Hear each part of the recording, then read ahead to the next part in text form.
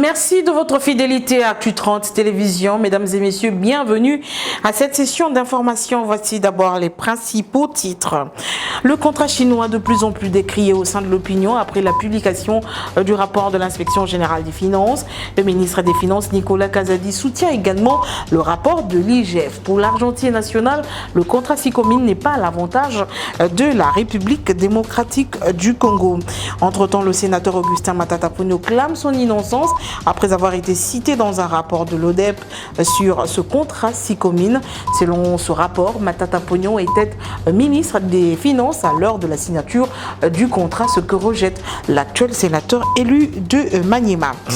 Pas d'inquiétude, il n'y aura pas de pénurie de carburant à Kinshasa. C'est la précision du ministère des Hydrocarbures pour apaiser les ardeurs après des rumeurs sur la rareté du diesel dans la capitale congolaise. Voilà pour les titres. Bienvenue à tous et à chacun. Merci de votre fidélité. Le ministre des Finances vient en appui au rapport de l'IGF sur les contrats chinois signés en 2008 entre la République démocratique du Congo et le groupement des entreprises chinoises. Selon l'argentier national, ce contrat n'est nullement à l'avantage de la République démocratique du Congo. Le ministre Nicolas Kazadi a révélé notamment que la SICOMINE ne veut pas payer plus de 200 millions de dollars américains que le gouvernement congolais lui réclame en termes de super profit. Il l'a dit lundi au cours du briefing presse co-animé avec le porte-parole du gouvernement, Patrick Mouyaya. Sur la question des contrats chinois, eh bien, nous avons c'est pas la première fois que l'on manifeste le souhait de revenir sur ce contrat. Le Conseil des ministres a plusieurs fois est revenu là-dessus avec des rapports déposés par les ministres en charge des infrastructures qui pilotent cette question, avec la ministre des Mines. Mais fondamentalement, le travail de l'IGF permet d'aller plus en détail dans les chiffres. Il n'y a rien de nouveau. Nous avions déjà annoncé à notre partenaire chinois qu'il y avait des choses à revoir. Maintenant qu'il y a des chiffres détaillés sur la table, nous allons discuter avec eux. La Chine reste un partenaire important de la RDC, elle le restera encore pendant longtemps. C'est un gros acteur au niveau mondial. Nous n'avons pas envie de nous fâcher avec eux, mais nous avons le droit de défendre nos intérêts, de défendre notre vision, notre stratégie. Et il est clair que ce contrat chinois, aujourd'hui, n'est pas à notre avantage. Nous n'avons reçu qu'environ un peu moins d'1 milliard de dollars d'investissement. Nous les avons exonérés dans beaucoup de taxes et charges, mais ils ont généré des revenus qui dépassent 10 milliards. C'est clair qu'on se pose des questions et on va voir ce que ça va donner. Mais au-delà même de ce contrat chinois, de ce fameux contrat investissement contre mine, j'ai aujourd'hui un litige avec la même société SICOMINE sur les super profits. Les super profits qui ne sont pas concernés par les exonérations et malheureusement, SICOMINE ne veut pas payer les 200 millions de dollars et quelques qu'on lui réclame au titre des super profits. Ils doivent payer parce que c'est tellement clair, cette taxe, cet impôt ne fait pas partie des impôts exonérés au titre de la Convention. Et le sénateur Augustin Matata Ponyo se dédouane dans ce dossier après la publication du rapport de l'IGF, mais aussi de l'ODEP, l'Observatoire de la dépense publique, qui a rappelé que le contrat chinois a été signé alors que Joseph Kabila était président de la République, Adolphe Muzito Premier ministre et Matata Ponyo ministre des Finances. Dans sa réplique sur son compte Twitter, l'actuel président du parti politique Leadership pour la gouvernance et le développement, LGD en sigle, a déclaré, je cite, « Je n'ai jamais signé de contrat chinois. Ils ont été signés en 2008 alors que j'étais DG du BCECO et non ministre des Finances. L'exécution de ces contrats se faisait exclusivement par le bureau de suivi des contrats chinois qui dépendait de la présidence et non du gouvernement. » Fin de citation. Dans le chapitre électoral, le président de la Commission électorale nationale indépendante en mission de supervision des opérations d'enrôlement des électeurs dans la province du Sud-Ubangi, sur place, Denis Kadima a échangé avec le gouverneur Zéphirin Zabassou. Il s'est dit satisfait du déroulement de l'opération dans cette province de la première ère opérationnelle. Je suis là avec une délégation pour voir comment le processus s'est passé et comment nous sommes en train de consolider et conclure l'enrôlement des électeurs dans cette partie du pays. Et comme vous pouvez le savoir, de par les chiffres que nous avons récemment publiés, la province du Sud-Ubangi s'est très bien comportée et nous sommes convaincus que quand nous aurons conclu la remontée des données, les chiffres seront beaucoup plus élogés qu'ils ne le sont maintenant. Mais c'est dans ce cadre-là que je suis venu rencontrer l'équipe et voir comment nous allons justement conclure ce processus. S'il y en a encore de ces compatriotes qui ne se sont pas encore fait enrôler, qu'ils le fassent au moment où nous sommes en train de fermer, parce que durant les derniers jours, on peut aussi le faire. Alors qu'ils le fassent, sinon ils auront raté l'occasion, non seulement d'avoir la carte d'électeur pour voter, mais ils rateraient aussi l'occasion d'avoir la carte d'identité le moment venu qui sera délivrée par l'ONIP, l'Office national d'identification de la population. Et le rapporteur adjoint de la CENI séjourne, lui, dans le Nord et Sud Kivu dans le cadre de la mission de sensibilisation de la population au processus d'identification et d'enrôlement dans l'ère opérationnelle 3. À Butembo, Paul Mwindo a salué le concours de la MONUSCO qui a appuyé le déploiement des matériels dans la province du Nord Kivu, au territoire de Béni, plus précisément à Kanama. Suivez ce reportage. Nous avons lancé cet enrôlement depuis le 16 et il est question de savoir si tous les CI ont ouvert et c'est ce qu'il faut constater aujourd'hui qu'à Butembo, nous avons tous nos centres qui fonctionnent. Et puis il fallait donner des explications à la population sur comment on doit s'enrôler, qui doit s'enrôler et quelles sont les pièces requises à présenter devant nos agents d'identification. Et donc c'est autour de cela que nous sommes là. Mais également il faut préciser que nous avons placé un bureau dans la ville de Butembo pour les déplacer du territoire de Béni. Et la même chose a été faite dans la ville de Béni, la même chose a été faite dans les territoires de Nyiragongo pour les déplacer de Rutshuru. Et donc il est question que le droit de chacun soit préservé. Et nous lançons encore un dernier message à la population de venir s'enrôler massivement. 2 agents de la CENI à Goma, au Nord Kivu, révoqués pour monnayage de l'opération d'enrôlement et d'identification des électeurs. Les faits se sont produits au centre d'enrôlement de l'école primaire 1 Mont-Carmel dans la commune de Goma. D'après le communiqué de la centrale électorale, ces 2 agents, Barati Changoko Guy, président du centre d'inscription, et Paluku Katouvé, préposé à l'identification, sont mis à la disposition de la police pour répondre de leur forfaiture. Manifestation du mouvement citoyen Lutte pour le changement ce mardi à Butembo dans la province du Nord Kivu. Les activistes étaient dans la rue pour dénoncer les coupures intempestives et le délestage régulier du courant produit par la Société de l'énergie du Nord Kivu. 17 militants interpellés lors de cette manifestation. La Lucha s'insurge contre ces arrestations et exige la libération de ces activistes. En Ituri, le gouverneur militaire, le lieutenant général Luboya Kachama Johnny, a échangé lundi avec le coordonnateur du programme de désarmement, démobilisation, stabilisation et relèvement communautaire. Tony Tambwe ou Shindi a informé au gouverneur militaire du lancement ce mercredi du programme DDRCS dans la ville de Bunia. Il a invité les groupes armés à être prêts à ce processus.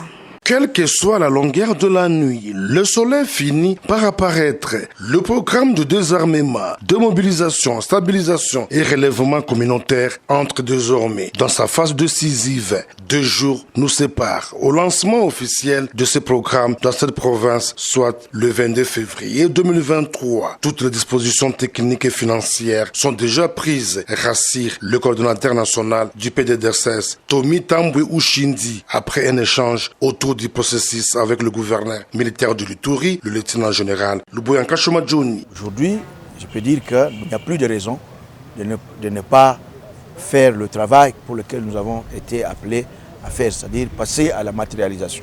Nous sommes à ce stade ici où nous venons de terminer une réunion d'évaluation par rapport aux assignations que nous avons données à la province, à la coordination provinciale, à l'armée, par rapport à la mise en œuvre. À partir de ce mercredi, nous démarrons toutes les activités qui sont liées au DD, c'est-à-dire le désarmement et la démobilisation, mais également il y a d'autres initiatives parallèles qui concourent toujours au même objectif, à la stabilisation, notamment la préparation du dialogue intercommunautaire, mais également d'autres initiatives, le dialogue avec les groupes armés. Tout cela sont mis en synergie pour que le résultat soit palpable dans un bref délai. Occasion pour le numéro 1 du PDDRCS de lancer un message aux groupes armés de s'approprier ces programmes porteurs d'espoir pour la paix en Ituri. À partir d'aujourd'hui, n'hésitez plus, ne dites plus qu'il n'y a pas une structure pour vous accueillir, il n'y a pas d'endroit pour vous accueillir. Nous sommes déjà mobilisés, nous sommes déjà engagés. Venez, rendez-vous où vous voulez, auprès de la police, auprès de l'unité de l'armée, auprès de la MONUSCO, auprès de toutes les autorités que vous voulez, coutumières, auprès de l'administration du territoire, et ils nous appelleront pour que nous puissions venir vous voir, parler avec vous, vous recevoir, vous accueillir et vous mettre dans des conditions acceptables. Rappelons que c'est grâce au dialogue intracommunautaire et la campagne de sensibilisation sur la paix organisée par l'administration militaire qui a conduit aujourd'hui à la mise en œuvre de ce programme.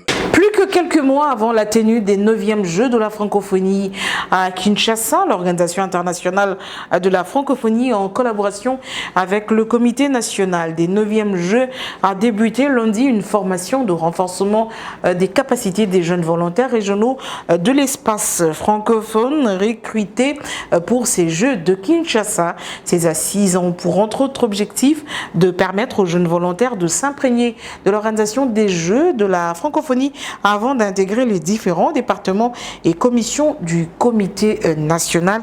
Les détails dans ce reportage. Le comité national des 9e Jeux de la francophonie met le bouchée double pour la réussite de ces grands rendez-vous francophones. C'est ce qui justifie la tenue de la formation des volontaires afin de leur permettre de s'imprégner de l'organisation des Jeux de la francophonie avant d'intégrer les différents départements et commissions du comité national. La cérémonie d'ouverture de cette session de formation a eu lieu en présence du ministre de la Jeunesse et Initiation à la citoyenneté Yves Boukoulou et de la conseillère du président de la République en matière de relations publiques Bibiche Kabengele. Pour les directeurs du comité national des 9e Jeux de la francophonie, la formation va servir à outiller ces jeunes venus des différents pays francophones. La République démocratique du Congo est vraiment engagée dans l'organisation de cette 9e édition des Jeux de la francophonie. Et donc nous demandons à la jeunesse congolaise, à la jeunesse africaine, à la jeunesse de la francophonie de s'impliquer pour assurer le succès de ces Jeux de la francophonie. Et nous sommes très honorés que nos jeunes volontaires qui sont arrivés, une trentaine, vont nous accompagner pour que nous puissions réellement travailler et assurer le succès de ce 9e Jeu de la francophonie. Mais ces jeunes, nous allons les déployer dans les différentes commissions et départements. Ils vont apporter leur contribution. Ils vont aussi profiter pour acquérir une expérience. Et donc, ça sera un événement important pour eux également parce qu'ils vont apprendre non seulement apprendre à connaître le pays, à connaître la jeunesse congolaise, mais aussi à travailler dans un autre environnement qui est celui dans lequel ils sont habitués à travailler.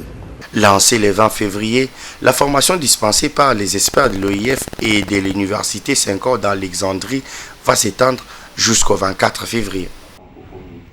Le monde a célébré ce mardi 21 février 2023 la journée internationale de la langue maternelle. À Kinshasa, l'UNESCO et l'ASBEL Yes Africa ont saisi l'occasion pour la 2e édition du symposium de la langue maternelle autour du thème de l'urgence en Afrique de l'enseignement multilingue basé sur la langue maternelle. Les parties prenantes ont insisté sur la nécessité pour les écoliers d'étudier dans leur langue maternelle.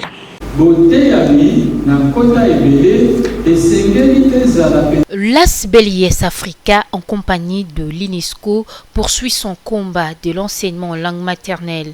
À l'occasion de la Journée internationale de la langue maternelle, la 2e édition du symposium de la langue maternelle a réuni différents acteurs de la société civile, les experts du secteur de l'éducation, les enseignants, mais aussi des inspecteurs et psychologues.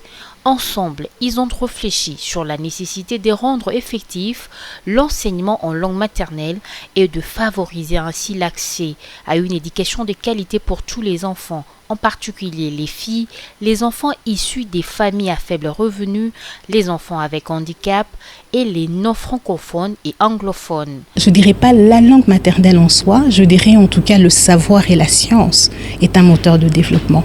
Et le savoir et la science est un moteur de développement quand on sait transmettre ce savoir et cette science. Et la transmission est facilitée dans l'outil que l'enfant comprend le mieux, donc dans la langue que l'enfant comprend le mieux. Et donc ça, c'est indéniablement un moteur de développement. Le rôle de l'État, certainement, qui doit être rempli, parce que pour pouvoir rendre effectif cet enseignement au niveau national, ce sont les moyens étatiques. L'éducation moteur de développement, il est judicieux que l'apprenant soit formé dans la langue qu'il comprend le mieux, on fait savoir les experts. Pour comprendre, pour approfondir les choses, il faut parler dans la langue qui retrouve le schème mental de l'enfant. Mais pas une langue qui est superficiellement acquise. La langue maternelle est comme la fondation en pierre, construite sur la pierre. La santé culturelle est d'abord de donner les instruments de la langue maternelle, tels que la grammaire, le dictionnaire, le lexique. Nous avons déjà la grammaire en lingala et maintenant nous sommes en train de travailler sur le dictionnaire en lingala. Les objectifs de l'ASBELIES Africa sont entre autres agir pour un enseignement et formation professionnelle adaptés à la RDC. Ce qu'on est en train de faire pour l'instant. Je le disais à l'ouverture de cette édition, il n'y aura pas de pénurie de carburant, contrairement aux rumeurs qui circulent dans les rues de Kinshasa. C'est le ministère des hydrocarbures qui le dit, mais il s'observe plutôt un ralentissement de la montée des barges de gasoil sur Angoango suite aux travaux de la CVM sur le fleuve Congo, raison pour laquelle, pour prévenir une pénurie sèche en carburant diesel, le ministre des hydrocarbures a mis en place un plan de contingentement en réduisant la quantité servie au niveau des stations-service le temps que le produit parvienne à Kinshasa. L'hôtel de ville de Kinshasa a lancé il y a quelques semaines, vous le savez, l'opération Coup de poing dans le but notamment d'assainir et de désengorger certaines artères de la capitale congolaise. Le député provincial Éric Boukoula, qui apprécie cette initiative, pense que les autorités urbaines ne doivent pas suspendre cette opération à mi-chemin. À l'en croire, il faut également sanctionner les autorités qui favorisent les constructions anarchiques. Il a dit ce mardi au cours d'une interview accordée à Mecha Kwabeno et Abondance Mazamba. C'est le gouverneur de la ville de Kinshasa et son adjoint qui sont eux-mêmes sur terrain pour superviser l'effectivité de l'opération Coup de poing.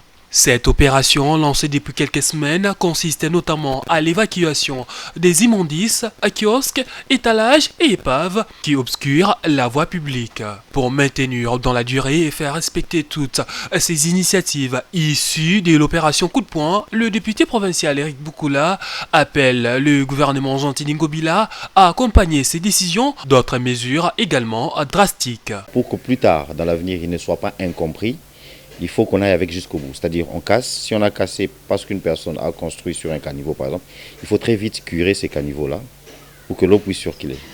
La raison première qu'on a avancée ici, c'est surtout les inondations. Si on a cassé parce que c'était sur l'emprise publique, parce que ça crée parce qu'il faut désengorger la route, très vite, il faut construire, en tout cas, il faut aménager ces places. Si on s'arrête seulement à casser, on sera mal compris et dans l'histoire, on ne retiendra pas que il y avait une telle initiative qui avait été lancée, ça ira plutôt dans les mauvais côtés. Pour lui, les autorités qui octroient en toute illégalité les permis de construction doivent subir également la rigueur de la loi. Aujourd'hui, on détruit, on casse, oui. Les détenteurs, les propriétaires de ces immeubles sont à l'illégalité parce que, comme je l'ai dit, nul n'est censé ignorer la loi. Mais ces autorités-là aussi qui ont octroyé ces documents, il faudra les sanctionner. Je pense que la loi doit être sévère pour ceux qui veulent se comporter en récidiviste, surtout ceux qui violent la loi dans les cas des emprises publiques. Mais on doit aussi être pratique et on doit aussi être humain quand il s'agira des autres qui ne cherchent que quelque chose à se mettre dans les ventres. Parce que Il faut le dire aussi longtemps que ce n'est pas construit en dur, généralement la loi ou les autorités peuvent permettre comme ça aux gens de vendre sur l'emprise publique. Ce n'est pas en dur et tout ça, c'est précaire. C'est depuis le 9 janvier dernier que l'opération Coup de poing a été lancée à Kinshasa. L'opération a été effective le long des avenues Kabambar, Nyangwe, ex-24 novembre, ou encore le rond-point Gaba.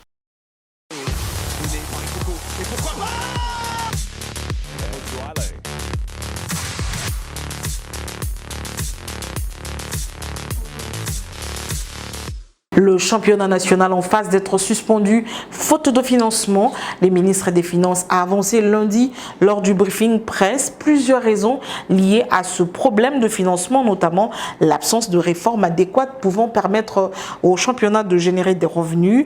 Plusieurs analystes interrogés après la réponse de l'Argentin national estiment qu'il y a avant tout une mauvaise politique sportive mise en place au pays. Ils sont au micro de Meshak Wabeno et de Abondance Mazamba. L'économie du sport, aujourd'hui, elle ne fonctionne pas. C'était la réponse cash du ministre des Finances sur la question liée au financement du sport congolais, notamment du championnat national des footballs. Ces secteurs, selon lui, coûtent également au trésor public sans générer beaucoup de revenus. Pour plusieurs observateurs du football, le sport congolais, notamment le championnat d'élite, ne génère pas assez de revenus en raison du manque d'une bonne politique sportive. J'estime que Nicolas Kazadi n'a pas tort, puisque au départ, le championnat d'élite s'est joué sans la subvention de l'État congolais. On a vu comment est-ce que le championnat était attrayant. À un moment même, il n'y avait pas de sponsors, rappelez-vous. Avant que Vodacom ne vienne et d'autres sponsors, ça se jouait du début jusqu'à la fin. Alors, ça pouvait se comprendre en 2020, vu que nous étions dans une crise Covid. Le club n'avait pas assez de moyens, alors le gouvernement avait fait la promesse d'alléger tant soit peu la charge aux dirigeants de club, c'est-à-dire prendre en charge les déplacements des équipes. Je pense que c'est le sérieux. Je ne crois pas que le championnat ivoirien soit plus compétitif que les nôtres ou encore plus attrayant que les championnats congolais. Mais c'est le sérieux. On n'a pas un calendrier respecté. Et je crois qu'on a moins de clubs, on a moins de 50% des clubs professionnels sur le 20 qui prennent part à ces championnats. Donc je crois on doit mettre du sérieux au niveau de l'organisation et aussi avoir de plus en plus de clubs professionnels qui prennent part. Non, obligatoirement, on doit défiscaliser la sponsorisation des activités physiques et sportives au Congo. Ça se fait ailleurs. Pourquoi pas chez nous? Quand vous défiscalisez, le sponsor aura, voilà, si je vais mettre mon argent au sport, je ne paierai pas de taxes, il n'y a pas de souci. Les sponsors vont venir. Il n'y aura aucun sponsor sérieux, aucune télévision sérieuse qui viendra mettre son argent aussi longtemps que le cadre légal, comme je l'ai dit, une loi qui protège les intérêts des sponsors qui sera votée.